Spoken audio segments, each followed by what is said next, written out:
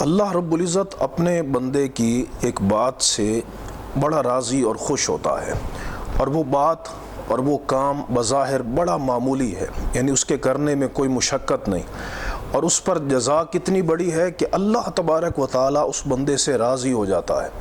اور کائنات میں سب سے بڑا جو انعام ہے وہ اللہ رب العزت کی رضا کا انعام ہے۔ قرآن مجید میں اللہ تعالیٰ فرماتا ہے وَرِضْوَانٌ مِّنَ اللَّهِ اکبر، اللہ کی رضا سب سے بڑی ہے۔ امام جلال الدین سیوطی بیان کرتے ہیں اس کا معنی ہے اکبر من کل شیء حتی الجنات، کہ اللہ رب العزت کی رضا جنتوں سے اور کائنات کی ہر شے سے، ہر نعمت سے بڑی ہے۔ تو وہ جو اتنی بڑی نعمت ہے، اتنا بڑا انعام ہے، وہ ایک معمولی سے، یعنی جو کرنے میں جس کی اتنی مشقت نہیں، اس عمل پر اللہ تبارک و تعالی بندے کو عطا فرما دیتا ہے۔ وہ کیا ہے؟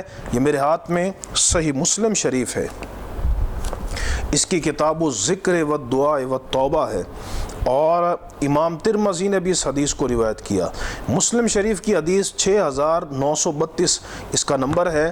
حضور نبی کریم علیہ الصلوۃ والسلام نے ارشاد فرمایا ان اللہ لیرضی عن العبد، فرمایا بے شک اللہ تعالیٰ اس بندے سے ضرور راضی ہو جاتا ہے۔ اس کو حضور نے انا حرف تاکید کے ساتھ بیان کیا ہے، اور لیرضی میں بھی جو لام ہے وہ تاکید کے لیے، دو تاکیدات کے ساتھ حضور بیان کر رہے ہیں کہ بے شک اللہ رب العزت اس بندے سے راضی ہو جاتا ہے۔ کس بندے سے؟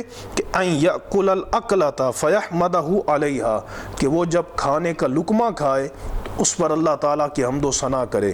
او یشرب الشربۃ فیحمدہ علیہا، یا جب وہ پانی پیے، پانی کا گھونٹ، تو ہر گھونٹ اور کھانے کے ہر لقمے پر بندہ اللہ رب العزت کی حمد و ثنا کرے تو اللہ رب العزت اس بندے سے راضی ہو جاتا ہے۔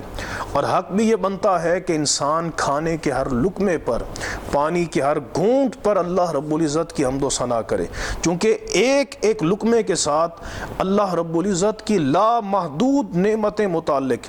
آپ گندم کا ایک روٹی کا ٹکڑا اپنے منہ میں لے کر جاتے ہیں، لیکن سوچئے یہ گندم کہاں سے آئی ہے؟ اس گندم کو پکانے کے لیے سورج مسخر رہا ہے، ہواؤں کے ساتھ اس کو تازگی ملتی رہی ہے، زمین سے اس کو پانی ملتا رہا ہے، اور یہ تمہارے ہاتھوں میں محفوظ ہو کر لقمے کی صورت میں آئی ہے۔